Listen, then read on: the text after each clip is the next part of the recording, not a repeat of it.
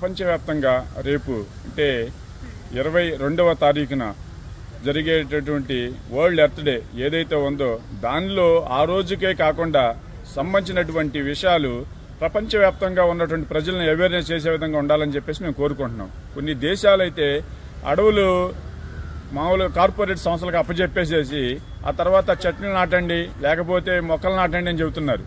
అసలు దేశాల్లో ఉన్నటువంటి అధిపతులు వాళ్ళు నిర్ణయాలు తీసుకునేటప్పుడు అసలు అడవుల్ని వాటి సంరక్షించే విధానాలని చట్టాల్లోనే చేయాల్సింది చెప్పి కోరుకుంటున్నాం.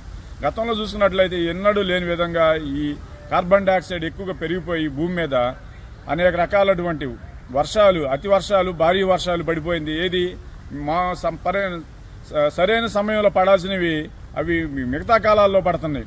అంతేకాకుండా ఇప్పుడు ల్యాండ్స్కేపులు జరుగుతున్నాయి. మొన్న జరిగినటువంటి వాయనాడులో జరిగినటువంటి ల్యాండ్స్కేపింగ్ ఓవర్ నైట్ 4000 మంది చచ్చిపోయారు సుమారుగా. సరే అది లెక్కే లేదు.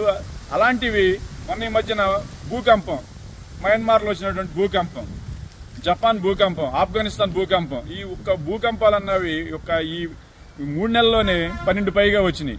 అంటే అసలు డిస్టర్బెన్స్ గా ఉన్నటువంటి భూమిలో ఉన్నటువంటి కిందకి ఎంతో లోతు తవ్వటం, దాని మూలన ఆకాశ ఆర్మీలు నిర్మించడానికి భూమిని తవ్వటం, తర్వాత వేస్టేజీ డ్రైనేజీలు అవన్నీ భూమిలోకి పెట్టడము, తర్వాత కొన్ని ఏమో సముద్ర గర్భ జలాల్లోకి ఈ మురికినంతా దాంట్లోకి శుద్ధి చేయకుండా పంపించటము, ఇలా కూడా గ్లోబల్ వార్మింగ్ జరిగిపోతుందని చెప్పేసి మేము చెబుతున్నాం.